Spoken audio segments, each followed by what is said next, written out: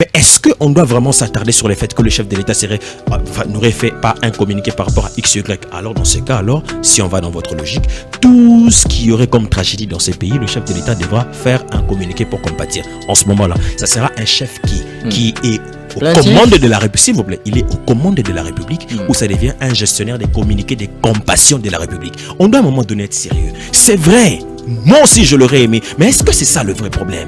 Regardons les problèmes en face. Le problème qu'il y a aujourd'hui maintenant, ce qui s'est passé est une tragédie. Qu'est-ce qu'il faut faire? Il faut prendre des mesures. Et le ministre de la Justice, le responsable du secteur, a pris des mesures, vous l'avez lu dans un communiqué. Ça c'est de 1. De 2, il faut établir les responsabilités, parce que, en mon sens, j'estime que pour que pareille tragédie arrive, il faut qu'il y ait des complices, parce qu'on ne peut pas attenter à la vie des humains par rapport à cette proportion, et dans un milieu aussi hautement sécurisé comme la prison, c'est qu'il y ait des complices. Donc il y a des complices. Le général Maëlle en son temps disait, lorsque le service de sécurité n'arrive pas à mettre fin à l'insécurité, ça veut dire que ceux qui sèment l'insécurité sont dans les services. Vous comprenez pourquoi je n'ai pas présenté de condoléances? Ça ne sert à rien. Vous avez entendu Maître Diagas dans son développement. C'est tout ce qu'il a dit en substance. Ça ne sert à rien à M. Tshisekedi de présenter des condoléances à ceux qui sont censés être les personnes qui l'administrent. C'est très grave. C'est très grave dans notre pays. Nous avons banalisé la mort. Ça ne sert à rien, ils vont mourir, et puis après on va dire ils ont pris des mesures. Le week-end, on a enterré 200 victimes de la guerre d'agression rwandaise. Dans l'indifférence totale, livrée à elle-même. Elles se sont plaintes. C'est ça aujourd'hui l'image qu'on envoie de la République. C'est ça aujourd'hui l'image qu'on veut envoyer à la mémoire des personnes qui meurent. Et c'est extrêmement dramatique. Vous venez de lire le message de Mike Boukeba, et qu'est-ce qu'il indique? Il indique que ça fait 3 jours que les gens n'ont pas mangé. Pourquoi les gens ne mangent pas? Ça fait 3 jours, mon très cher Diagas. C'est ça les mesures que vous avez prises, effectivement. Pourquoi jusqu'à aujourd'hui il n'y a pas des responsabilités, du moins de manière conservatoire, qui sont prises?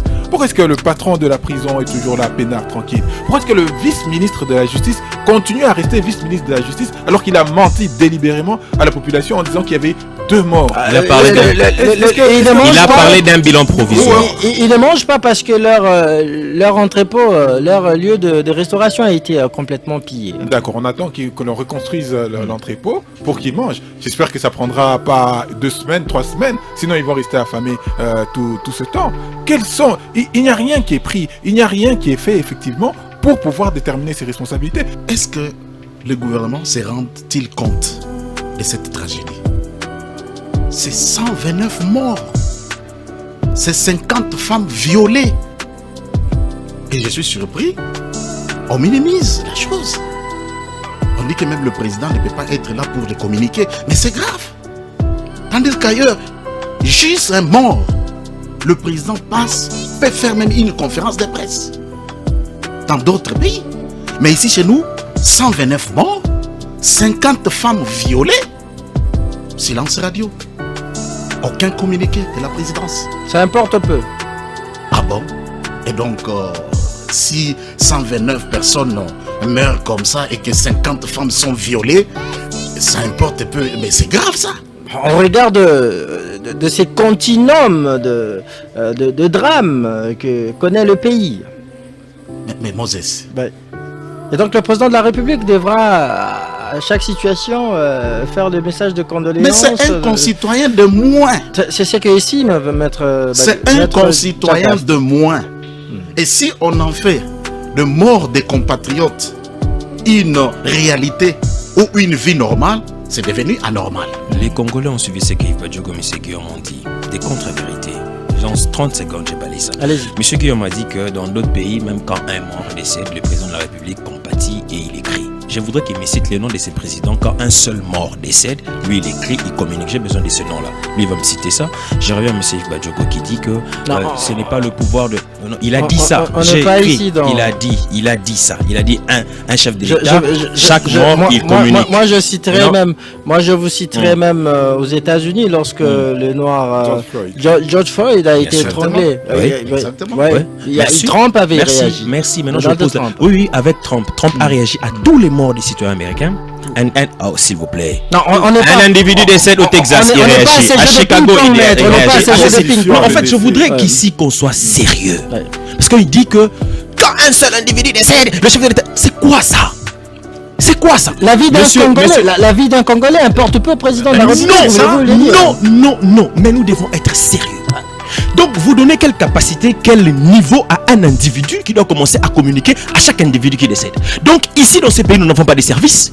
Ici, dans ces pays, les compétences ne sont pas attribuées. Vous voulez me dire que dans ce pays, le chef de l'État doit lui-même centraliser tout le pouvoir de la République, commencer à communiquer à chaque événement. Alors, dans ce cas, s'il vous plaît, monsieur Christian Moses, monsieur Christian Moses, vous ne me donnez pas le temps de parler. Les Congolais nous suivent, je dois balayer ces contre-vérités. Allez-y. On ne doit pas mettre ça dans la tête des Congolais. Sinon, alors, vous allez faire d'un homme un super puissant. Tshisekedi, je ne défends pas Tshisekedi, mais ici je parle d'abord de l'humain qui... Vous êtes du pouvoir. Même si. Mais ici je parle de l'humain qu'il est. Lui-même, monsieur Guillaume ou monsieur Badjogo, chef de l'État qu'il deviendrait un jour, je pense qu'il peut le devenir un jour, donc il réagirait à chaque tragédie d'un seul individu dans chaque coin de la République. On est dans quoi? Pourquoi est-ce qu'il existe dans ce pays le système de régionalisation du pouvoir politique? S'ils ne le savent pas, je peux leur donner l'information aujourd'hui. Le régionalisme politique consiste à la répartition des compétences entre le province et le pouvoir central. Ça veut dire que le province a leurs compétences, le pouvoir central a ses compétences et les animateurs de chaque institution a des compétences et des missions. Comment vous voulez que le chef de l'État, un seul individu, soit en mesure de réagir à chaque tragédie d'un seul citoyen? On est à combien de citoyens dans ce pays? Je vous ai dit ici que j'aurais aimé et souhaité voir également le chef de l'État réagir. Moi j'aurais aimé. Mais la question que je pose, est-ce que le fait pour le chef de l'État de ne pas faire ses communiqués, c'est ça qui fait de lui un faiblard ou un non-compatition? C'est ça la bonne question. Ce qu'il doit faire lui, c'est prendre des mesures. Est-ce que les mesures ne sont pas prises? C'est autour de ça que la question devait être. Non autour de communiquer compatition. Ce n'est pas ça. Monsieur Badjoko, il a dit des choses ici. Des choses fausses. Allez-y, la parole à tourner. Dites des choses que peut-être que vous comprenez ou maîtrisez. Vous dites que le ministre de la Justice n'a pas le pouvoir de transfert. Écoutez, les magistrats de parquet, ils ont le pouvoir de détention. Les prisons sont administrativement gérées sous une autorité du ministre de la Justice. Ce n'est pas sous l'autorité du Conseil supérieur de la magistrature. Non! Ici, on parle de la prison et non des maisons de détention. Les maisons ailleurs, il existe des maisons de détention. Est-ce que s'il vous plaît, ou quand les amigos sont pleins, parce que le délai pour l'OMP étant dépassé, on le garde dans une maison de détention. Faute de maison de détention dans ce pays, c'est comme ça qu'ils sont malheureusement transférés en prison. Alors qu'en prison, de principe, on transfère lorsque la personne est condamnée. Ça veut dire le jugement a acquis l'autorité de la chose sujet. S'il vous plaît. Maintenant, lorsque le ministre de la Justice prend une pareille décision, je voulais vous rencontrer par une bille qui n'a pas compris. Attention. Monsieur, il vous reste 1 minute. Il reste 1 minute. En 1 minute. En droit administratif, il existe ce qu'on appelle la théorie des circonstances exceptionnelles. Aux situations exceptionnelles, mesures exceptionnelles. C'était une tragédie. Le ministre ne vous a pas dit ici que c'est une décision éternelle. Non. Le temps d'enquêter, d'établir des responsabilités, de désengorger, parce que si on continue, ce serait encore des morts et vous viendrez encore parler. Vous avez vu l'agitation de mon ami Maître Djagat. Il est parti dans tous les sens. Nous ne disons pas à ceux qui ont les leviers du pouvoir de s'exprimer ou de compatir face à tous les morts. Mais nous disons qu'ils doivent s'exprimer suite aux morts dont ils ont la responsabilité. Aujourd'hui, la responsabilité des pouvoirs publics est appliquée. Et dès qu'il y a la responsabilité des pouvoirs publics qui est appliquée, vous avez l'obligation, peut-être pas légale, mais minimum l'obligation morale de vous exprimer et de compatir avec. Parce que c'est ça votre rôle. C'est le chef de l'État. Vous dites que M. Tshisekedi est garant de la nation, le père de la nation. Alors comment vous expliquez qu'un père dans sa république, des gens meurent et vous êtes indifférent? Je veux dire, ne serait-ce qu'au nom de la dignité humaine. Mais bien sûr, au nom de la dignité humaine. Et en plus, parce que c'est votre responsabilité régalienne, la protection des frontières et des individus. Parce que c'est ça le rôle régalien de l'État. Le vice-ministre de la Justice qui passe, il parle de 2 morts. Et après le temps, vous savez, je parle d'un maquillage qui a été fait sur cette tragédie. Tout d'un coup, on voit un communiqué de la primature, des services de communication, de la primature. Après un moment, c'est la première ministre qui rentre vite. Vous sentez qu'il n'y a pas... Ils ne prennent pas la chose au sérieux. Et pourtant, c'est une tragédie. Vous avez parlé de 200 morts. Je reviendrai sur le cas de... 129. 200 morts enterrés récemment. Vous avez suivi comment est-ce que les gens de Goma se sont exprimés par rapport à ça? Les officiels ont même fouillé. C'est pour vous dire tout simplement que le régime ne prend pas au sérieux tout ce que les compatriotes subissent comme problème. Entrons même dans le vif. J'ai analysé tout ce qui s'est passé. Mais les responsabilités doivent être établies. J'entends ici que le ministre de la Justice aurait pris des mesures en demandant de ne plus transférer des gens à la prison de Makala. C'est ce que je vous dis. Ce n'est pas de sa compétence. Vous êtes dans une confusion. Ce n'est pas vous, praticien du droit, qui devez soutenir une telle mesure. Cette mesure est illégale. Elle ne sera appliquée par aucun magistrat. Mais la question ici, elle n'est pas que des prisons. Il y a une chaîne. Qu'est-ce qu'on fait des amigos? Qu'est-ce qu'on fait des cachots? Comment ils sont? Ils sont dans quel état? Pourquoi est-ce que ces magistrats sont obligés d'envoyer tout le monde à Makala? Parce qu'effectivement, les autres échelons de détention sont quasi inexistantes, ou alors dans des conditions d'insalubrité criantes.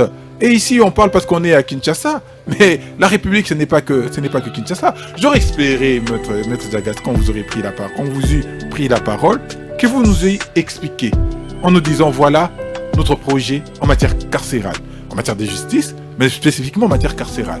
Voilà autant de prisons que nous avons construites et nous avons réussi à désengorger la prison de Makala. Vous venez vous plaindre ici qu'il faille désengorger la prison de Makala aujourd'hui.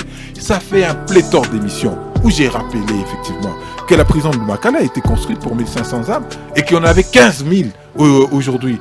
Qu'est-ce que vous avez fait? Eh bien la réponse c'est rien. La République est désarticulée et c'est pourquoi aujourd'hui nous vivons c'est que Maître Zagas est en train de défendre aujourd'hui. Et en plus il va plus loin en disant voilà que c'est de la responsabilité du ministre d'interdire les transfèrements. Ce n'est pas de sa responsabilité. On vous écoute, on vous suit. S'il vous plaît, vous avez eu votre temps de parole. Allez-y, vous avez vos on vous suit et votre réputation, votre personne en tant qu'avocat est remise en question lorsque vous soutenez ça. Je ne suis pas praticien du droit, mais le minimum que je sache, je sais que ce n'est pas de sa responsabilité. Et encore que dans le principe de séparation de pouvoir, vous n'allez pas dire que sous base d'un événement fortuit ou imprévu, ça donne des pouvoirs. Les compétences sont des attributions. Et cette compétence n'est pas dans les attributions d'un quelconque ministre. Les ministres de la Justice, au terme de notre armature juridique, à ce jour, appelez tous les avocats que vous connaissez, en réalité c'est lui l'autorité directe de tous les magistrats de parquet. Et ce que je dis, c'est au niveau de tout ce que nous avons comme marmaille juridique. Prenez les codes OFCG, prenez les codes, tout ce que vous voulez, vous allez trouver ce que je vous dis. Donc, il n'est pas exclu de la chaîne de l'action publique. Il n'est pas exclu. C'est vrai qu'il n'intervient pas dans la prise des décisions finales du juge, parce que le juge, lorsqu'il prend une décision, il n'est guidé que par son intime conviction et il n'est soumis qu'à l'autorité de la loi. Même le chef de l'État ne peut pas guider un jugement. Ça, c'est vrai.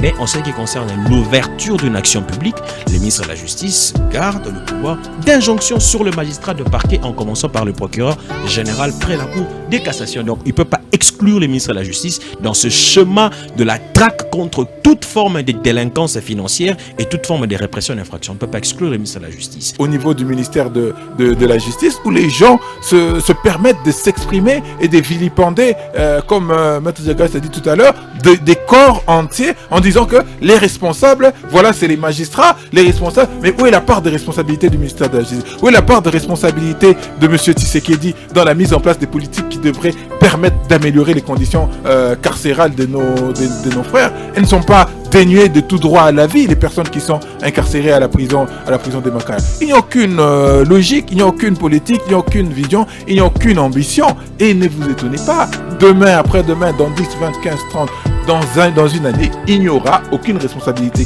qui ne sera tirée. Il n'y aura personne qui ira en prison. Et encore que lorsqu'elle va en prison, elle va sortir 2-3 jours après, prenant son champagne et en train de nous narguer.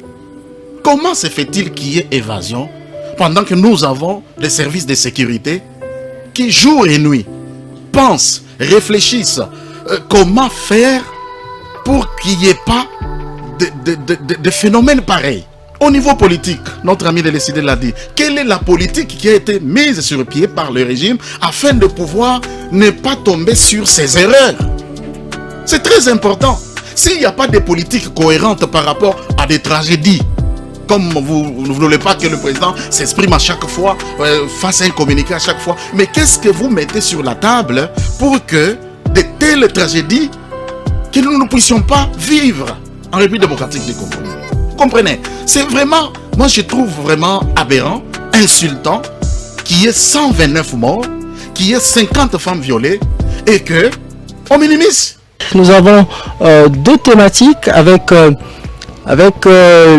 sur lesquelles, veux-je dire, on va débattre avec mes invités dans ce studio bleu de RTGA. Je suis avec, je vais les citer incessamment.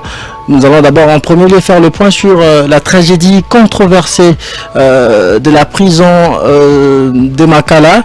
Et en deuxième lieu, on va parler de l'arrestation de Papi Tamba et de Setki Kuni. Retour en force sous Tshisekedi de la traque des opposants. On s'interroge, on en parle dans ce casting politique avec Maître Jagast Djamba. Il est cadre communicateur de MLC de Jean-Pierre Bemba. Vous êtes le bienvenu en débrief, Maître Jagast. Bonjour Christian, bonjour aux collaborateurs avec qui je suis sur ce plateau, bonjour à tous les Congolais qui nous suivent en ce moment précis. Je profite de l'occasion pour présenter mes sincères condoléances aux familles victimes de cette tragédie dont vous avez fait mention même lors de l'annonce de votre communication. Nous sommes de cœur avec eux et je crois que les enquêtes sont menées pour établir les responsabilités.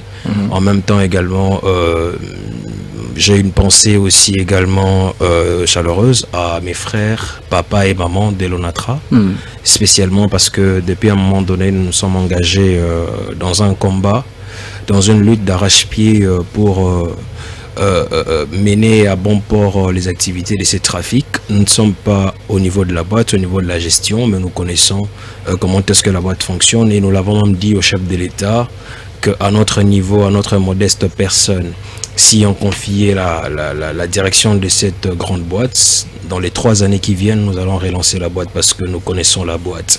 Nous connaissons où toucher pour que tout bouge, parce que nous considérons que l'économie de la République repose sur certaines entreprises de portefeuille, notamment l'ONATRA, qui autrefois était réellement le poumon économique de la République avec la GECAMINE. Et aujourd'hui, l'ONATRA, en tant que premier client de la RVF, si cette entreprise est relancée, la RVF pourra également être boostée et relancée. Et ainsi de suite, nous allons connaître une litanie des relances des entreprises de portefeuille de l'État et ainsi ça va impacter sur le social du Congolais. Et donc un coup d'œil, clin d'œil à tous les agents et cadres de l'ONATRA et leur dire aussi que nous suivons de près tout ce qui a été mis à la disposition de l'ONATRA comme fonds pour essayer un tout petit peu de soulager la situation, la précarité dans laquelle se trouvent les agents pour que finalement l'entreprise soit récapitalisée, parce que pour que l'entreprise soit récapitalisée, il faut avant tout donner un tonus aux ressources humaines pour que, ainsi de suite, tous les services et secteurs de l'entreprise puissent être reboostés. Merci. Alors, je signale que vous êtes en face de Yves Badioko, qui est lui président national en charge de la jeunesse de l'ECID de Martin Fayoulou. Vous êtes le bienvenu en débrief.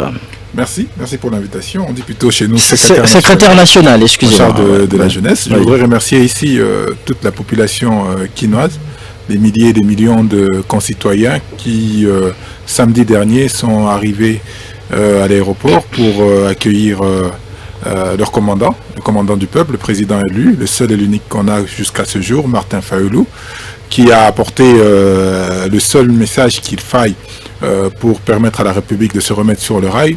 C'est le message de la cohésion nationale. Cette cohésion passe sans doute par des discussions, par un dialogue avec les parties prenantes. Et nous osons croire que cette initiative que nous avons prise depuis 2019 pourra enfin se matérialiser pour donner une nouvelle orientation, un nouveau cap à cette République où les prisonniers peuvent mourir comme du petit pain à la prison, dans cette République où on a oublié, particulièrement nos amis de l'Union Sacrée ont oublié nos frères de Kishiché, de Kiwanja, de Rumangabou, de Lubero, de Massissi en général, de Kwamut, du plateau des Bateke. Moi j'ai une pensée pour eux. Je ne vais pas présenter mes condoléances aux familles éprouvées parce que ça devient pour nous, C'est comme un cinéma, on présente les condoléances et par la suite, il n'y a rien. Il n'y a pas 2 jours, 200 de nos compatriotes qui ont été fauchés par les M23 ont été abandonnés par les pouvoirs publics à leur triste histoire alors qu'ils étaient dans les cercueils et ne pouvaient faire autre chose qu'attendre qu'on leur rende un hommage digne de ce nom. Malheureusement, tout passe, tout coule dans notre République et on n'y pense pas. Je rappelle ici qu'il y a eu des morts dernièrement au Stade des Martyrs lors d'un concert de Mike Kalambay qui, jusqu'à aujourd'hui d'ailleurs, Mike Kalambay qui n'a jamais présenté des excuses aux familles des victimes. Et on nous a dit qu'il y avait des enquêtes, mais jusque-là, toujours comme à nos habitudes, on a présenté nos condoléances et puis on est passé à autre chose, on a oublié. On se bat pour occuper le poste de secrétaire général de l'UDPS, on se bat pour rester au pouvoir, on se bat pour hier, alors qu'on était ministre de la Défense, pour aujourd'hui se contenter d'un portefeuille un peu moins important. On se bat à la limite pour rien, sans ambition, sans perspective pour la République.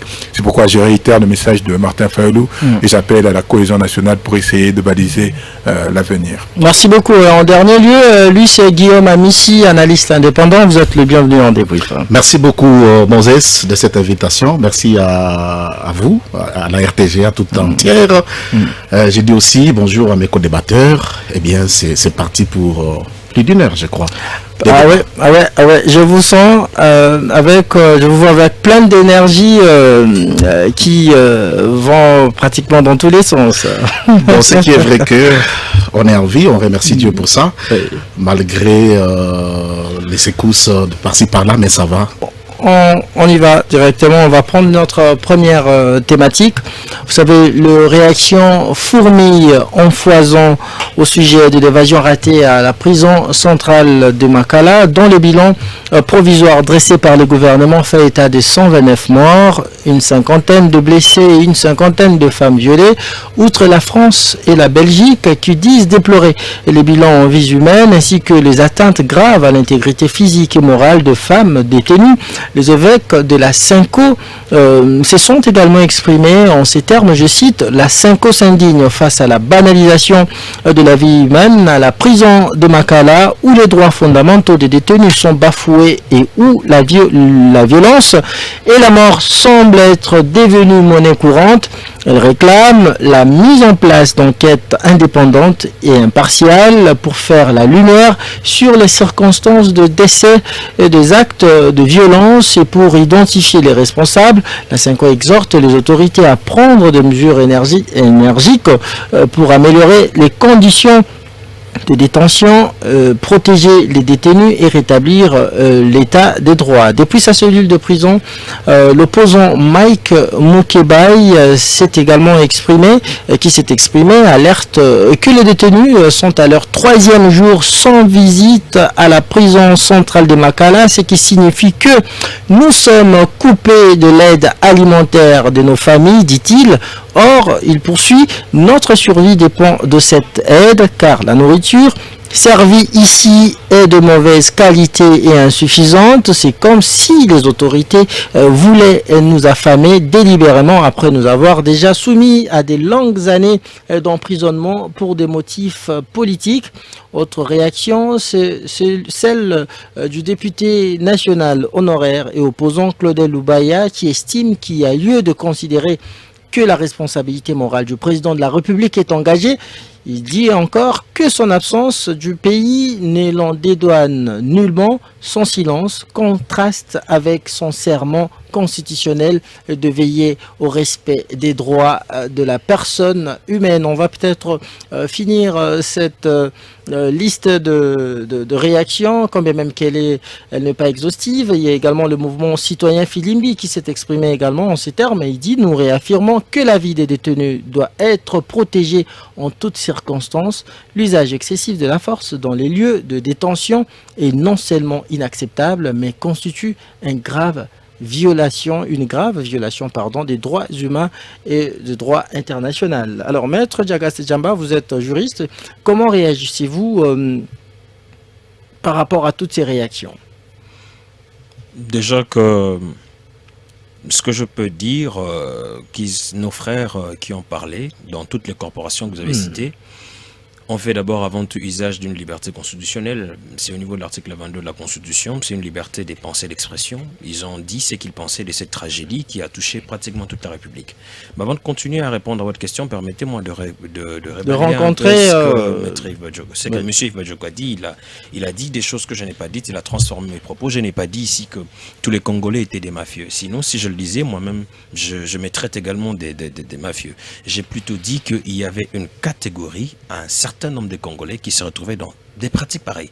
Ça ne veut pas dire que c'est l'ensemble. Déjà que l'humain, quand il arrive sur la terre, il est prédisposé plus au mal qu'au bien. Mais ça ne veut pas dire que tous les humains sont des mauvaises personnes. Ça, il ne va pas me le contredire. Généralement, dans ce pays, nous avons plusieurs tribus et dans chaque tribu, nous avons des critères qu'on colle à certaines tribus pour dire que dans telle tribu, ils sont X manière, ils sont d'Y manière. Mais ça ne veut pas dire que toutes les personnes qui appartiennent à cette tribu sont de cette manière. Je prends un exemple comme ça. Le stéréotype. On dit généralement que nos frères Swahili, comme ça, je prends ça comme ça, généralement on dit que nos frères Swahili, ils prennent plus la bière. Est-ce que tous les Swahili prennent la bière? C'est un échantillon en fonction des quelques individus qu'on a prélevés pour donner un résultat ou bien je vais dire une pensée. Mais ça ne veut pas dire que c'est l'ensemble. Donc il ne me fasse pas dire que j'ai dit que tous les Congolais c'était des mafieux. Venons-en à la question. Je reviens à la question. Ce qui s'est passé, comme je disais, que c'est une liberté d'avant tout d'expression que les Congolais ont exprimé. Et je vais dire que ce qui s'est passé à Makala est le résultat, je vais dire, d'une forme de léthargie ou de nonchalance que la République a connue depuis des années. Ce n'est pas avec Tshisekedi que ça a commencé. C'est vrai que ça a continué sous le pouvoir actuel. Et j'ai vu comment est-ce que depuis un moment donné, le secteur de la justice a lancé un combat d'arrache-pied pour désengorger les prisons. Parce qu'il faut le dire, c'est vrai que ce qui s'est passé, il y a eu ceux qui sont décédés par balle. Permettez-moi, maître. Faut-il légitimer une faute par celle déjà connue par les passés? Ce n'est pas ce que je dis. Je ne dis pas que ce qui s'est passé est légitime. Je dis que je ne vous parle pas de légitimer, ça veut dire donner une acceptation à cela. Mais je vous parle d'un constat.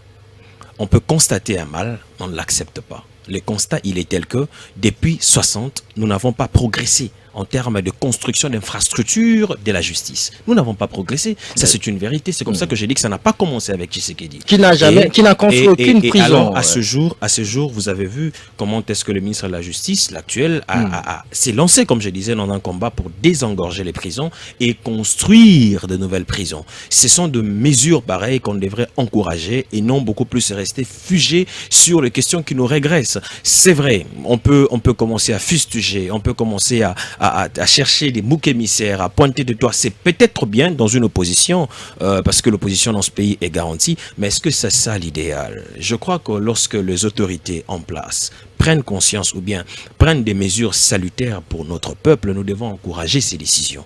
Et aujourd'hui, la prison centrale de Makala, c'est un secret de polichinelle, ça avait été construit pour 1500 personnes. Mais aujourd'hui, on est à plus de 10 fois que cela. Ce qui justifie aussi le fait que, voilà, les surplens où nous avons perdu nos frères, mais les responsabilités, il faut les dire, sont beaucoup aussi partagées. Les responsabilités ne sont pas seulement au niveau de politique, mais également aussi de ceux qui sont hors politique, mais qui appartiennent au pouvoir public, notamment le procureur, comme M. Badioko l'avait dit. Les auteurs, les responsables directs de cette tragédie... C'est comme ça que je dis que les responsabilités sont partagées. Ça ne veut pas dire que c'est une France, c'est une personne. Il a dit ici, il a tenté de dire ici que le ministre de la Justice n'était pas celui qui était censé faire redresser les choses. Mais peut-être qu'il ne le sait pas. Mais le ministre de la Justice, au terme de notre armature juridique, à ce jour, appelez tous les avocats que vous connaissez, en réalité c'est lui l'autorité directe de tous les magistrats de parquet.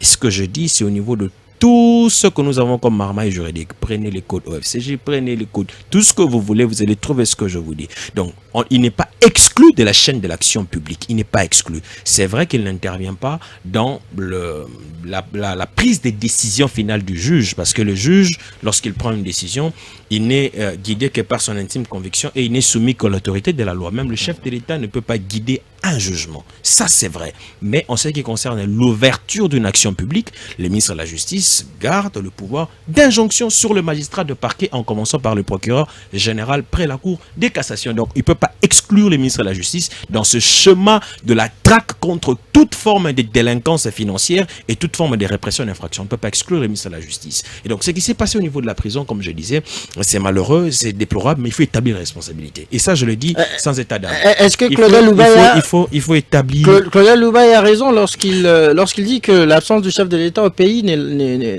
les dédouane nullement. Vous savez, c'est malheureux, c'est regrettable. Je n'aime pas cette politique où on veut centrer les faits sociaux ou les faits d'État aux individus.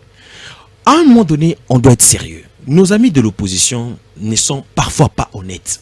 Généralement, regardez ce que nos amis de l'opposition font. Quand il y a une tragédie, quand il y a un problème qui touche à nos frères, au lieu de compatir, au lieu de trouver des mesures alternatives, au lieu de soutenir les actions pour chercher réparation, parce que j'insiste sur un élément ici, monsieur Christian Moses, il n'existe aucun État sur la terre des hommes où les tragédies n'existent pas. Les tragédies, ça arrive. Mais la capacité de surmonter ces tragédies ou de donner des thérapie des chocs face à cette tragédie, c'est ce qui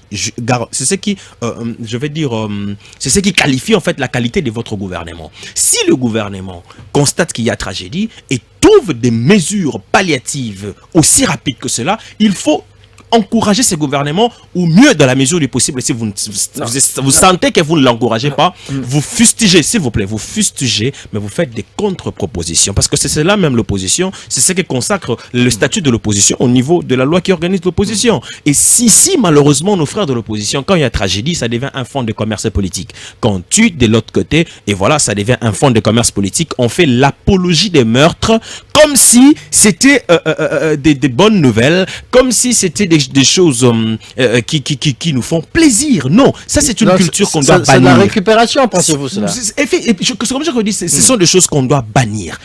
Qu'est-ce qu'a ça à voir la présence du chef de l'État ou non par rapport à ce qui a été fait comme tragédie? Non, mais le président de la République, s'il vous plaît, maître, il est considéré comme étant père de la nation. Il est absent, il est en dehors du pays. Alors, on constate qu'il n'y a eu aucun communiqué, même ce service n'ont jamais émis un communiqué, un message de compassion pour les familles des victimes. Ce qui donne l'impression que le président de la République, c'est la coule douce. J'aurais aimé que le chef de l'État, comme vous aussi, j'aurais aimé voir un communiqué du chef de l'État, comme vous le dites. Mais dites-moi, un communiqué du chef de l'État ou pas un communiqué du chef de l'État. Dites-moi, en toute honnêteté, qu'est-ce que cela apporterait comme solution par rapport à cette tragédie? Nous devons voir le problème réel. Une compassion, de l'attention. C'est de l'attention. S'il vous plaît, monsieur Christian Moses. Dans ce pays, ou bien en droit, il existe ce qu'il convient d'appeler les attributions des compétences. Si le service sont organisés dans un pays sérieux, chaque département d'État, département ministériel a ses attributions. Et il revient à chaque responsable des secteurs d'organiser son secteur et d'affirmer son autorité par rapport à son secteur. Ce qui s'est passé, est-ce que ça touche exclusivement le service du président de la République? J'aurais aimé aussi, comme vous le dites, mais est-ce qu'on doit vraiment s'attarder sur le fait que le chef de l'État n'aurait fait pas un communiqué par rapport à XY? Alors, dans ce cas, si on va dans votre logique, tout ce qui y aurait comme tragédie dans ces pays, le chef de l'État devra faire un communiqué pour compatir. En ce moment-là, ça sera un chef qui est aux commandes de la République, s'il vous plaît, il est aux commandes de la République où ça devient un gestionnaire des communiqués des compassions de la République. On doit à un moment donné être sérieux. C'est vrai, moi aussi je l'aurais aimé, mais est-ce que c'est ça le vrai problème? Regardons les problèmes en face. Le problème qu'il y a aujourd'hui maintenant, ce qui s'est passé est une tragédie. Qu'est-ce qu'il faut faire? Il faut prendre des mesures. Et le ministre de la Justice, le responsable du secteur, a pris des mesures, vous l'avez lu dans un communiqué. Ça c'est des 1. De 2, il faut établir les responsabilités parce que, en mon sens, j'estime que pour que pareille tragédie arrive, il faut qu'il y ait des complices parce qu'on ne peut pas attenter à la vie des humains par rapport à cette proportion et dans un milieu aussi hautement sécurisé comme la prison, c'est qu'il y ait des complices. Donc il y a des complices. Le général Maëlle en son temps disait, lorsque le service de sécurité n'arrive pas à mettre fin à l'insécurité, ça veut dire que ceux qui sèment l'insécurité sont dans les services. Il faut identifier les complices par rapport à cette tragédie, il faut les sanctionner sévèrement, il faut remettre les choses sur les rails. C'est de cette manière. Les complices seraient de magistrats qui ont déferlé le prisonnier alors qu'on venait de désengorger le prison. Vous savez, la prison, pardon. Je suis avocat. Auxiliaire de justice. Merci. C'est mon domaine. C'est dans ça que je suis. Et je ne peux pas, moi, venir ici pour indexer un corps.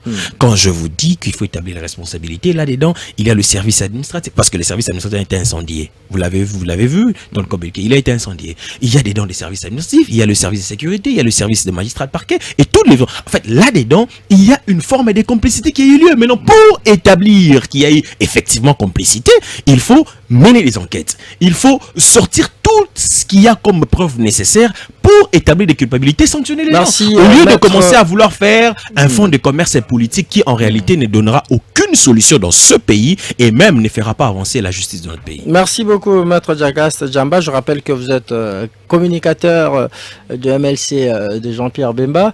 Yves Adjoko, comment réagissez-vous à ce que venait de dire votre co-débatteur qui estime que c'était pas forcément important que le président de la République s'exprime quant à cette tragédie avec un nombre aussi assez lourd de morts? C'est dramatique. Avant, je voudrais d'abord, au terme des réactions, indiquer que Martin Fayulu est allé quasiment dans le même sens que les évêques pour demander effectivement des enquêtes sérieuses pour déterminer les responsabilités. Mais vous comprenez pourquoi je n'ai pas présenté mes condoléances? Ça ne sert à rien. Vous avez entendu Maître Djagas dans son développement. C'est tout ce qu'il a dit en substance. Ça ne sert à rien à M. Tshisekedi de présenter des condoléances à ceux qui sont censés être les personnes qu'il administre. C'est très grave. C'est très grave dans notre pays. Nous avons banalisé la mort. Ça ne sert à rien, ils vont mourir, et puis après on va dire, ils ont pris des mesures. Le week-end, on a enterré 200 victimes de la guerre d'agression rwandaise. Dans l'indifférence totale, livrée à elle-même. Elles se sont plaints.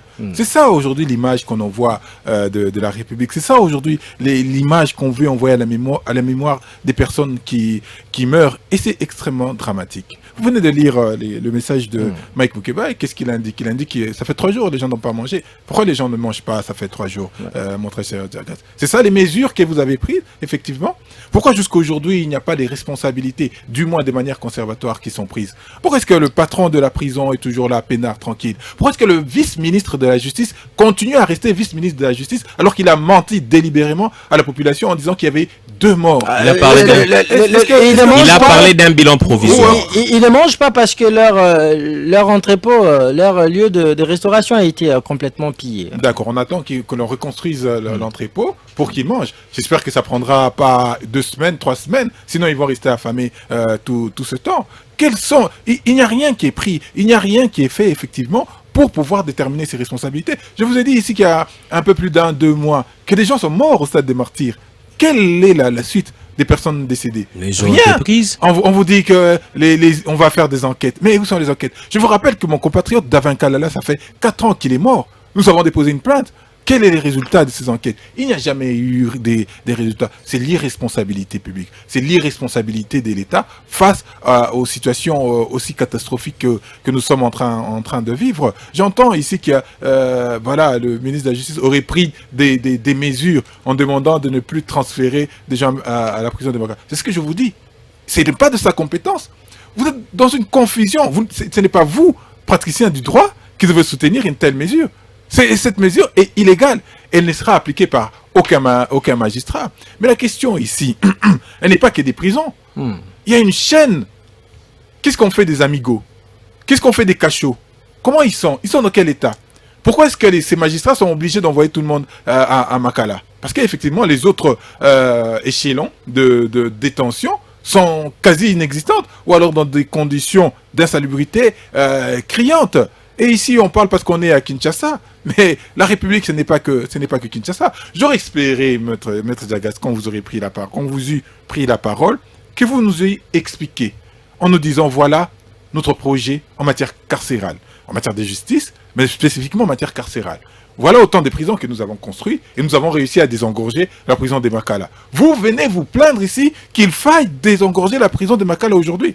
Ça fait un pléthore d'émissions où j'ai rappelé effectivement que la prison de Makala a été construite pour 1500 âmes et qu'on avait 15 000 aujourd'hui. Qu'est-ce que vous avez fait? Eh bien, la réponse, c'est rien. Vous savez, à l'époque de... Je sais qu'on n'a pas le même niveau de technologie et d'engagement, mais la Chine a réussi à construire des hôpitaux à l'époque du Covid en une semaine. Des hôpitaux avec 2500 lits. Et vous, en 6 ans, jusqu'à aujourd'hui, vous vous plaignez qu'il y a trop de personnes dans les prisons. Ils ont dit qu'ils ont hérité de cette situation. Voilà encore le pire. Voilà encore le pire. Lorsqu'on arrive en responsabilité, c'est pour effectivement trouver des solutions. Vous avez hérité, j'en conviens. Mais qu'est-ce que vous avez fait pour changer la chose? Qu'est-ce que vous avez fait pour changer la situation? Eh bien, la réponse est claire. La réponse est rien, parce que nous vivons ce que nous vivons aujourd'hui. Donc, aujourd'hui, nous banalisons tout. Nous banalisons nos morts. D'ailleurs, je rappelle que celui qui est aujourd'hui directeur de cabinet de M. Tshisekedi avait dit aux investisseurs, non, venez à Kinshasa, il n'y a pas de problème. La partie est est en insécurité, c'est à 2000 km, c'est pas un problème. Ça a été repris par l'IGF. Son intervention sur RFI a été, cette séquence a été simplement tronquée. Non, elle n'a pas été tronquée, c'est une réalité. Mais l'IGF a rajouté, M. Alingueti a rajouté dans le même sens, en disant que l'insécurité que vous voyez, c'est à 2000 km de Kinshasa. Les institutions sont calmes. Tant que M. Maître Djagas et tous ses compagnons qu'il a décrits comme étant allez, avec la propension au vol, heureusement qu'il a décrit une catégorie, et c'est cette catégorie qui est autour de M. Tshisekedi, qui a une propension au vol, tant qu'ils sont tranquilles, eh ben, le problème ne les touche pas. Alors quelle devrait être la réaction de militaires qui gardent la prison face à un mouvement spontané de plusieurs les pauvres sont des prisonniers. victimes. Les pauvres, ce sont des victimes. Qu'est-ce que vous voulez que je vous dise? Les services de sécurité, les militaires, les policiers, ils sont victimes. Elles sont simplement victimes de l'incompétence. Elles sont victimes du manque de projection des pouvoirs publics. Mais qu'est-ce que vous voulez qu'elles fassent face à un afflux pareil? Maintenant, la loi a dit qu'ils ont probablement le droit d'user des armes, à moyennant sommation. Est-ce que la sommation a été faite? C'est ça les questions qu'il faut se poser. Dans le bilan, il y a eu 24 qui sont morts par balle. Mais c'est ce que j'ai dit. Est-ce que ils ont après la sommation, les ministres de l'Intérieur. Mais non, lui il s'est prévalu. Il se fonde sur quoi pour dire qu'effectivement il y a eu sommation? Il se fonde sur quoi? Il n'y a aucune enquête, il n'y a aucun rapport qui le dit. Tout le monde est à sa place, tout le monde est tranquille, donc comme si on était dans les meilleurs du monde. Et on aurait dû avoir une enquête, on aurait dû avoir des responsabilités qui soient déterminées, et particulièrement au niveau du ministère de la Justice, où les gens se permettent de s'exprimer et de vilipender, comme Maître Djagas a dit tout à l'heure, des corps entiers, en disant que les responsables, voilà, c'est les magistrats, les responsables. Mais où est la part de responsabilité du ministère de la Justice? Où est la part de responsabilité de M. Tshisekedi dans la mise en place des politiques qui devraient permettre d'améliorer les conditions carcérales de nos frères? Elles ne sont pas dénuées de tout droit à la vie, les personnes qui sont incarcérées à la prison de Makala. Il n'y a aucune logique, il n'y a aucune politique, il n'y a aucune vision, il n'y a aucune ambition. Et ne vous étonnez pas, demain, après-demain, dans 10, 20, 15, 30, dans une année, il n'y aura aucune responsabilité qui ne sera tirée, il n'y aura personne qui ira en prison, et encore que lorsqu'elle va en prison, elle va sortir 2-3 jours après, prenant son champagne et en train de nous narguer. Donc il n'y aura rien qui ne sera fait, et on ne va pas nous dire ici que nous exploitons en tant que fonds de commerce les morts. Mais si tel est le cas, mais faites en sorte qu'il n'y ait plus de morts. Comme ça, vous allez enlever de la bouche ou du prétexte de l'opposition, de la résistance, c'est de mettre en avant les faiblesses, les défaillances de l'État que vous conduisez. Guillaume Amissi, comment réagissez-vous par rapport à la déclaration, aux deux déclarations contradictoires du gouvernement? D'abord le vice-ministre de la Justice qui avait minoré les nombres des victimes, et après le vice-premier ministre en charge de l'Intérieur qui a donné ce bilan provisoire de 129 morts. C'est un manque de respect. C'est un manque de respect à la population congolaise. Est-ce que le gouvernement se rend-il compte de cette tragédie? C'est 129 morts. C'est 50 femmes violées. Et je suis surpris. On minimise la chose. On dit que même le président ne peut pas être là pour les communiquer. Mais c'est grave. Tandis qu'ailleurs, juste un mort, le président peut faire même une conférence de presse. Dans d'autres pays. Mais ici, chez nous, 129 morts, 50 femmes violées. Silence radio. Aucun communiqué de la présidence. Ça importe peu. Ah bon? Et donc, si 129 personnes meurent comme ça et que 50 femmes sont violées, ça importe peu. Mais c'est grave ça. On regarde de ces continuums de drames que connaît le pays. Mais Moses. Ben, et donc le président de la République devra à chaque situation faire des messages de condoléances. Mais c'est un concitoyen de moins. C'est ce que ici me mettre. C'est un concitoyen de moins. Et si on en fait de mort des compatriotes une réalité ou une vie normale, c'est devenu anormal. Et quand vous venez de me poser la question, le vice-ministre de la Justice qui passe, il parle de 2 morts. Et après le temps, vous savez, je parle d'un maquillage qui a été fait sur cette tragédie. Tout d'un coup, on voit un communiqué de la primature, des services de communication, de la primature. Après un moment, c'est la première ministre qui rentre vite. Vous sentez qu'il n'y a pas... Ils ne prennent pas la chose au sérieux.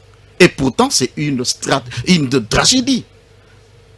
Vous avez parlé de 200 morts. Je reviendrai sur le cas de... 129. 200 morts enterrés récemment. Vous avez suivi comment est-ce que les gens de Goma se sont exprimés par rapport à ça? Les officiels ont même fouillé. C'est pour vous dire tout simplement que le régime ne prend pas au sérieux tout ce que les compatriotes subissent comme problème. Entrons même dans le vif. J'ai analysé tout ce qui s'est passé. Mais les responsabilités doivent être établies. Comment se fait-il qu'il y ait évasion pendant que nous avons des services de sécurité qui, jour et nuit, pensent, réfléchissent comment faire pour qu'il n'y ait pas de phénomènes pareils? Au niveau politique, notre ami de l'ECD l'a dit, quelle est la politique qui a été mise sur pied par le régime afin de pouvoir ne pas tomber sur ces erreurs? C'est très important. S'il n'y a pas de politique cohérente par rapport à des tragédies, comme vous ne voulez pas que le président s'exprime à chaque fois, fasse un communiqué à chaque fois, mais qu'est-ce que vous mettez sur la table pour que de telles tragédies, que nous ne puissions pas vivre en République démocratique du Congo? Vous comprenez? C'est vraiment, moi je trouve vraiment aberrant, insultant, qu'il y ait 129 morts, qu'il y ait 50 femmes violées, et que on minimise. Vous avez vu notre confrère Boujakera qui a passé plusieurs mois en prison lors de sa sortie. Il témoignait les conditions exécrables dans lesquelles vivent les détenus. Ces déclarations ont été vite balayées d'un revers de la main. Vous avez vu même, vous avez compris comment est-ce qu'ils ont réagi vite. Or, cette révélation a permis au ministère de Justice, nous l'avons vu, commencer maintenant à payer des matelas, aller, oh non, ici ça marche. Mais pourquoi vous êtes allé vite, hein? Vous avez fait de la récupération pendant que Boujakera a fait une révélation qui était correcte et exacte. Voyez les vidéos qui circulent sur les réseaux sociaux. Il y a un agent de sécurité qui venait ramasser les morts. Et un détenu parle. On est venu récupérer des Rwandais. Je suis en train de... on est en train de récupérer des Rwandais et qu'après on commence à tirer sur des gens. Malheureusement, les enquêtes qui sont toujours programmées n'aboutissent pas. C'est ça le problème aussi de notre pays. On peut nous dire que, ok, il y a eu ce qu'il y a eu, et les enquêtes, on vient de lancer des enquêtes, et nous allons rester une année, 2 ans après, il n'y aura pas de suite. Combien de tragédies qui se sont passées? Prenons le cas de Matadi Kibala, parce que moi je vais sur les faits. Il n'y a pas 2 ans, à Matadi Kibala, il est mort d'homme. Même le président de la République était sur place. Et quelles ont été les recommandations? Les résolutions ont été prises. Passez aujourd'hui à Matadi Kibala. Donc nous sommes en face de gens qui devant... C'est comme si ils réagissent quand il y a un fait. On ne prévient pas. Voilà pourquoi j'ai parlé de services de sécurité. Entendre Maître Djagast, en fait, le président de la République, il est fatigué de... Alors s'il est fatigué, alors il n'a qu'à... Visiblement, parce qu'il dit que le président ne peut pas s'exprimer à chaque tragédie, à chaque drame. Il y en a trop, il y en a marre. il est le garant, non? C'est pas lui le garant. C'est lui le garant de la nation. Et s'il ne sait plus être le garant de la nation, alors c'est grave, monsieur. Et ce que moi je peux dire, c'est une tragédie et que nous devons prendre les choses au sérieux. Merci. Si nous voulons être respectés, respectons-nous nous-mêmes d'abord. Si nous voulons que les choses aillent de l'avant, faisons des choses correctement. Et nous ne pouvons pas négliger 50 femmes violées et nous allons lancer des enquêtes qui ne finiront jamais, qui n'aboutiront jamais, comme les anciennes enquêtes qui ont été programmées, qui ont été même médiatisées par tout le média possible et que rien n'est fait. C'est un peu ça, Moses. Merci. Alors, maître, avant de prendre notre deuxième thématique, vous n'avez qu'une minute 30 pour répondre à cette question que je vous pose.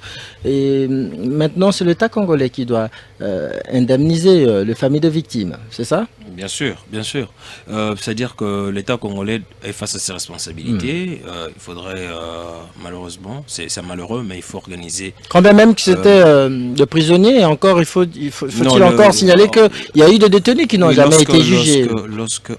Quand on est prisonnier, on n'est pas soumis à un traitement inhumain et dégradant. Donc l'État continue de nous protéger, de nous faire garder notre dignité. L'État congolais prend ses responsabilités, il doit enterrer ceux qui sont morts, nos frères, nos compatriotes, et voir dans quelle mesure penser les plaies des familles. Mais je vais rapidement, s'il vous plaît, permettez. Permettez-moi, je vous donne la parole à cette prise de parole. Pardon, j'aimerais que vous lui rencontriez justement dans cette deuxième thématique. Nous avions annoncé ici, il y a les anti-Tshisekedi, si je peux le dire comme ça, Papi Tamba et Seth Kikuni qui seraient détenus dans les geôles de l'ANR. Est-ce qu'ils sont là victimes de leur opinion, ou bien c'est les retours de vieilles méthodes autrefois décriées, notamment à l'époque de Joseph Kabila? Je le disais déjà dès le départ que l'opposition congolaise est garantie dans ce pays et c'est constitutionnel. Avant de répondre à votre question, les Congolais ont suivi ce que Yves Badjogo et M. Guillaume ont dit, des contre-vérités. Dans 30 secondes, j'ai balayé ça. Allez-y. M. Guillaume a dit que dans d'autres pays, même quand un mort décède, le président de la République compatit et il écrit. Je voudrais qu'il me cite les noms de ces présidents. Quand un seul mort décède, lui il écrit, il communique. J'ai besoin de ce nom-là. Lui il va me citer ça. Je reviens à M. Yves Badjogo qui dit que ce n'est pas le pouvoir de... Non, il a dit ça. J'ai écrit. Il a dit ça. Il a dit un chef de l'État, chaque mort il communique. Moi je citerai même, je vous citerai même aux États-Unis lorsque le noir George Floyd a été étranglé. Exactement. Trump avait réagi. Merci. Maintenant je pose. Oui, avec Trump. Trump a réagi à tous les morts des citoyens américains. Oh, s'il vous plaît. Non, un individu décède au Texas, il réagit. À Chicago, il réagit. Non, en fait, je voudrais qu'ici, qu'on soit sérieux. Parce qu'il dit que quand un seul individu décède, le chef de l'État... C'est quoi ça? C'est quoi ça? La vie d'un Congolais, la vie d'un Congolais importe peu au président de la République. Non, mais nous devons être sérieux. Donc, vous donnez quelle capacité, quel niveau à un individu qui doit commencer à communiquer à chaque individu qui décède. Donc, ici, dans ces pays, nous n'avons pas de services. Ici, dans ces pays, les compétences ne sont pas attribuées. Vous voulez me dire que dans ce pays, le chef de l'État doit lui-même centraliser tout le pouvoir de la République, commencer à communiquer à chaque événement. Alors, dans ce cas, s'il vous plaît, monsieur Christian Moses, monsieur Christian Moses, vous ne me donnez pas le temps de parler. Les Congolais nous suivent, je dois balayer ces contre-vérités. Allez-y. On ne doit pas mettre ça dans la tête des Congolais. Sinon, alors, vous allez faire d'un homme un super puissant. Tshisekedi, je ne défends pas Tshisekedi. Mais ici, je parle d'abord de l'humain qui... Vous êtes du pouvoir. Même si. Ouais. Mais ici, je parle de l'humain qu'il est.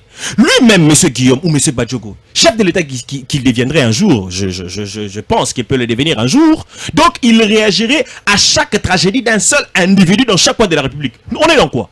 Pourquoi est-ce qu'il existe dans ce pays le système de régionalisation du pouvoir politique? C'est fatigant. Pourquoi est-ce qu'on a installé le régionalisme politique dans ce pays? S'ils ne le savent pas, je peux leur donner l'information aujourd'hui. Le régionalisme politique consiste à la répartition des compétences entre le province et le pouvoir central. Ça veut dire que le province a leurs compétences, le pouvoir central a ses compétences et les animateurs de chaque institution a des compétences et des missions. Comment vous voulez que le chef de l'État, un seul individu, soit en mesure de réagir à chaque tragédie d'un seul citoyen? On est à combien de citoyens dans ce pays? Non, ça c'est quand même malheureux et c'est malhonnête, c'est de la démagogie. Je vous ai dit ici que j'aurais aimé souhaiter voir également le chef de l'État réagir. Moi, j'aurais aimé. Mais la question que je pose, est-ce que le fait pour le chef de l'État de ne pas faire ses communiqués, c'est ça qui fait de lui un faiblard ou un non-compétition? C'est ça la bonne question. Ce qu'il doit faire, lui, c'est prendre des mesures. Est-ce que les mesures ne sont pas prises? C'est autour de ça que la question devait être. Non autour de communiquer compétition. Merci. Ce n'est pas ça. Monsieur Badjoko, il a dit des choses ici. Des choses fausses. Allez-y, la parole est tournée. Dites des choses que peut-être que vous comprenez ou maîtrisez. Vous dites que le ministre de la Justice n'a pas le pouvoir de transfert. Écoutez, les magistrats de parquet, ils ont le pouvoir de détention. Les prisons sont administrativement gérées sous une autorité du ministre de la Justice. Ce n'est pas sous l'autorité du Conseil supérieur de la magistrature. Non! Ici, on parle de la prison et non des maisons de détention. Les maisons, ailleurs, il existe des maisons de détention. Est-ce que s'il vous plaît, ouais. s'il vous plaît. Ou quand les amigos sont pleins, parce que les délais pour l'OMP étant dépassés, on le garde dans une maison de détention. Faute de maison de détention dans ce pays, c'est comme ça qu'ils sont malheureusement transférés en prison. Alors qu'en prison, de principe, on transfère lorsque la personne est condamnée. Ça veut dire le jugement a acquis l'autorité de la chose jugée. S'il vous plaît, s'il vous plaît. Maintenant, lorsque le ministre de la Justice prend une pareille décision, je voulais vous rencontrer pas une qui n'a pas compris. Attention. Monsieur, il vous reste une minute. En une minute. En droit administratif, il existe ce qu'on appelle la théorie des circonstances exceptionnelles. Aux situations exceptionnelles, mesures exceptionnelles. C'était une tragédie. Le ministre ne vous a pas dit ici que c'est une décision éternelle. Non. Le temps d'enquêter, d'établir des responsabilités, de désengorger, parce que si on continue, ce serait encore des morts et vous viendrez encore parler. Je reviens à M. Papi Chamba et à M. Kikouni. On ne doit pas confondre dans ces pays l'opposition au libertinage politique. Je suis contre le fait qu'on puisse arrêter arbitrairement des individus de tous bords dans ce pays. Mais on ne doit pas confondre. Est-ce que vous avez approché les services ou bien les personnes qui ont les informations suffisantes sur l'arrestation de M. Kikouni et ils vous ont dit que les messieurs seraient victimes d'une arrestation arbitraire? Si je rentre dans les considérations que nous avons vues dans les réseaux sociaux, mais vous avez vu les discours de ces messieurs? Peut-être que les gens ne s'en rendent pas compte. Une incitation à la haine tribale. Les discours de ces messieurs, en réalité, conduisent même à la peine des morts. Mais les gens prennent ça pour de la blague. Attendez, peut-être que vous blaguez. Vous savez que l'incitation à la haine tribale, vous prenez une contrée. Vous avez vu dans ces pays, s'il vous plaît, vous avez vu dans ces pays, à un moment donné, entre les Kassaïens et les Katangais, comment est-ce que nous avons connu des tragédies, des morts. Et si un seul individu qui a pignon sur rue, qui a de l'ancrage populaire, peut amener les citoyens à en fait, cet enchevêtrement, cet antagonisme-là, vous savez ce que ça peut engendrer? Merci, mais si aujourd'hui le monsieur est interpellé, par exemple, pour seulement expliquer le contexte de ses propos, c'est une interpellation. Je n'encourage pas. Si il serait victime d'un traitement inhumain et parle d'un enlèvement. Non. S'il est victime d'un traitement inhumain dégradant, je condamne. Mais si le monsieur a été interpellé, pourquoi il n'a pas accès? Pourquoi ses avocats et même sa femme n'ont pas accès aux installations? Vous savez, je suis praticien de droit. Merci. Je veux vous dire que ça, c'est ce qui s'est passé. Ce que je vous dis là, ce n'est pas seulement en RDC. Merci. Il existe dans les services d'intelligence. Merci. Je vais dire des dimensions, j'ai fini en 2 secondes. Non, vous n'avez plus la parole.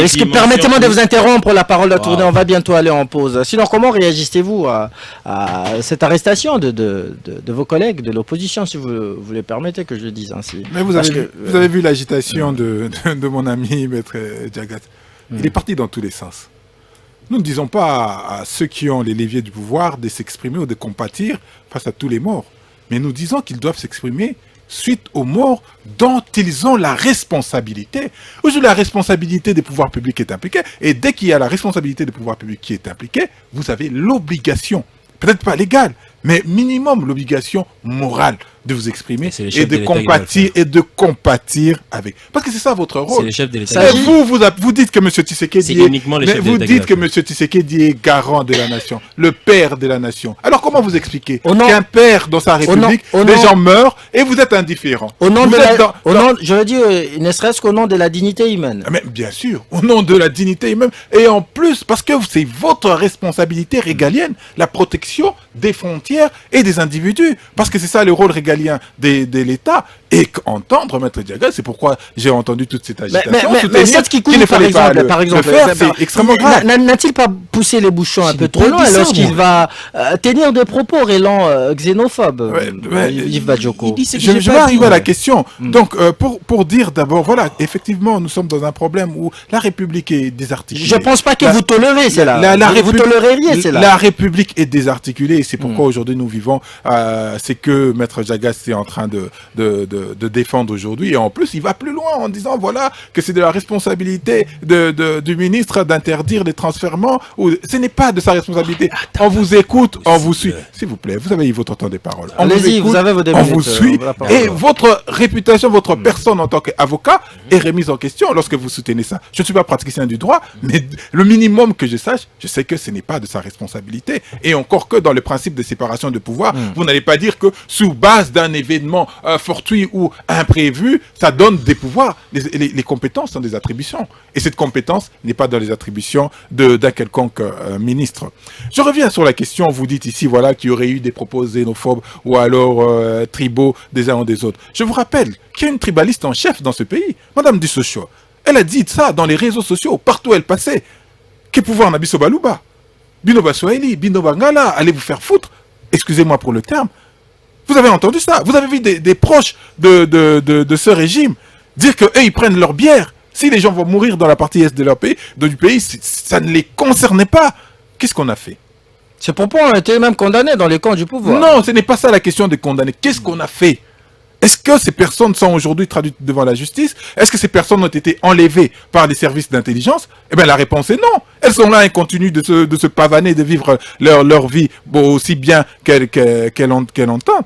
Pourquoi aujourd'hui un praticien du droit va venir nous dire aujourd'hui que Maître Diaga a eu plus de temps de parole que ça? Donc, comment vous allez expliquer aujourd'hui que ce soit les services d'intelligence qui puissent enlever? Mais si la justice fonctionne, si le monsieur qui s'est promené avec des chiens est vraiment en train de rétablir la justice, pourquoi est-ce que monsieur Kikouni n'a pas été interpellé de manière régulière, invité par la justice, lui poser des questions comme on peut lui poser, et d'aventure être mis en examen.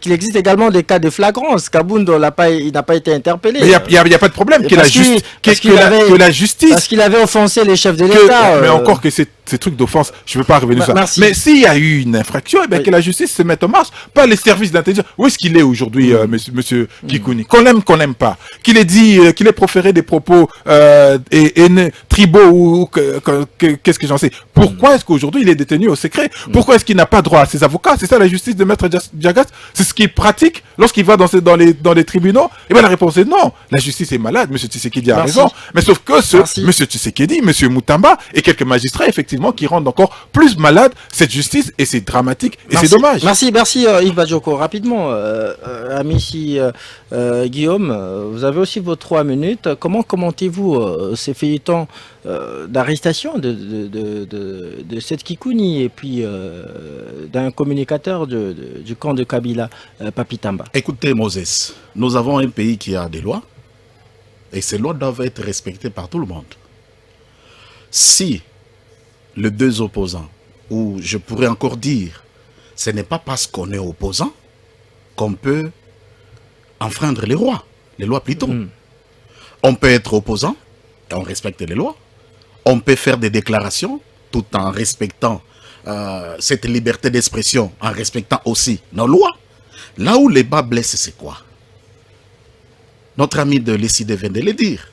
Si un membre du régime passe par le même mécanisme, par les mêmes déclarations, par les mêmes faits, nous ne voyons pas les agents de service de sécurité Intervenir.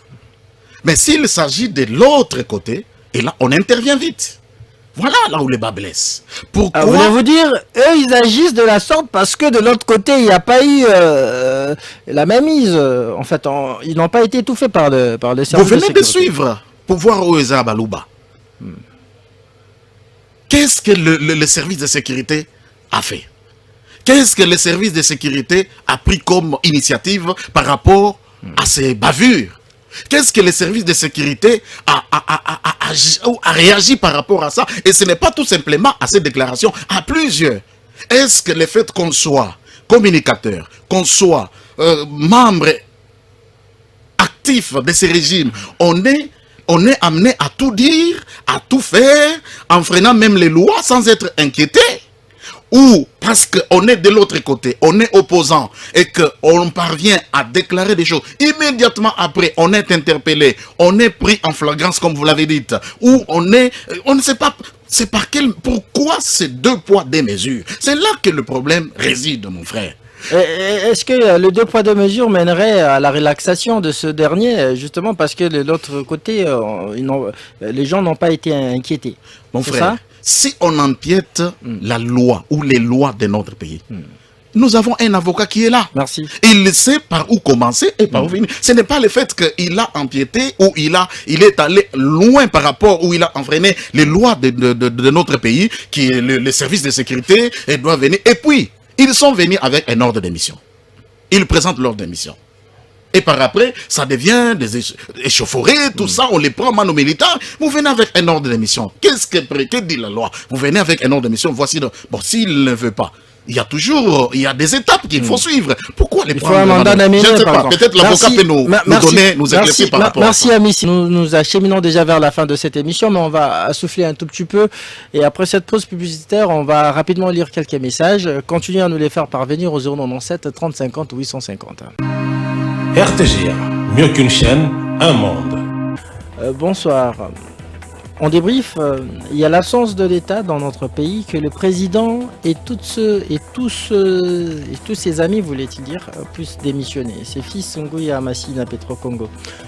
Bonsoir, ma radio. Dans cette affaire, le président de la République n'a rien à voir, car dans un régime semi-présidentiel, les prérogatives constitutionnelles sont séparées. C'est le gouvernement qui conduit la politique d'une nation, en l'occurrence ici du ministre ayant la justice dans ses attributions. C'est à lui qui incombe toute manœuvre qui aurait été faite dans son secteur. C'est Nathan Nseki, c'est votre point de vue, Nathan, pardon. Bonjour RTGA, pourquoi à chaque fois qu'un opposant est interpellé, tous les opposants réclament haut et fort sa libération au lieu de réclamer que la justice soit faite? C'est dommage, Antoine Amombele.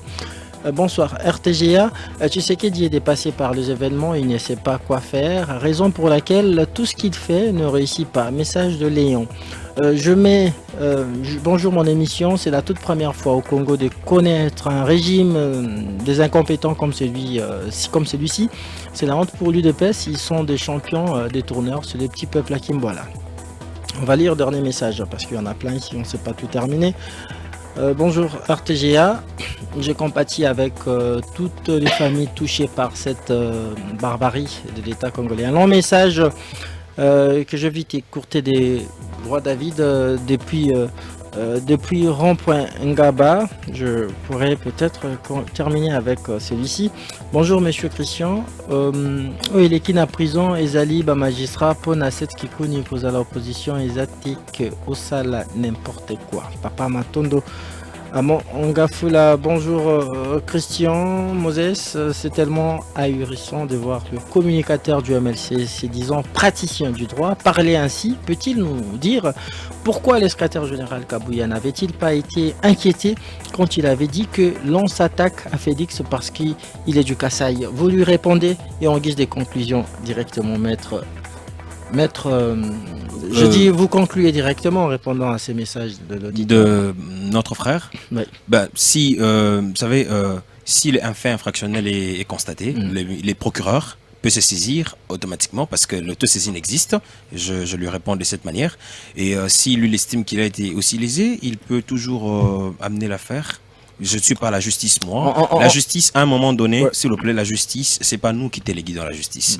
Le ministère public peut décider d'actionner l'action publique par rapport aux éléments en présence. Et c'est lui qui décide d'actionner. Et ce n'est pas un avocat qui décide d'actionner. Je peux bien faire l'avocat, mais c'est à lui de décider. Justice à dents des scies, justice à double vitesse, 2 poids 2 mesures, qu'est-ce que vous en dites? Justice à dents des scies, à 2 poids 2 mesures, à justice à double vitesse. Tout ce que moi je peux dire, c'est que comme le chef de l'État l'avait dit, la justice est malade et il faut une thérapie des chocs. On s'y cramponne, Et la thérapie des chocs a déjà commencé par le fait qu'il y a un renouvellement de personnel, il y a de nouveaux magistrats qui viennent et les réformes sont en cours pour que finalement... Merci Maître Badjoko. Badjoko a dit des choses fausses. Je demande à M. Badjoko d'aller lire l'article 70 du code EFCJ, lire l'article 149 de la Constitution. Il va comprendre que les magistrats du parquet, à ce jour, ne font pas partie du pouvoir judiciaire. Badjoko, allez lire l'article 149 de la Constitution, l'article 70... Vous n'avez pas la parole, Maître. Allez-y, Yves Badjoko, vous concluez. Aujourd'hui, c'est dommage parce que la République est dans la rue.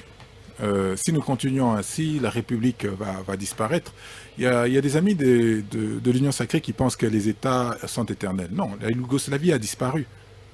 La Yougoslavie est fracturée en plusieurs États aujourd'hui. Et c'est ce qui risque de nous arriver. Le Soudan a été balkanisé. Voilà, le Soudan, même à côté de nous, a été balkanisé. Ils ont raté au Mali, mais la République démocratique du Congo suit cette voie à l'idée la plus belle des manières. C'est pourquoi nous appelons à tous à participer à cette initiative portée par Martin Fayulu, le commandant du peuple, de cohésion nationale. Et comme j'ai l'habitude de le dire aujourd'hui, Bopesa, cohésion nationale, chance. Merci. Alors, votre conclusion rapidement, on va déjà terminer.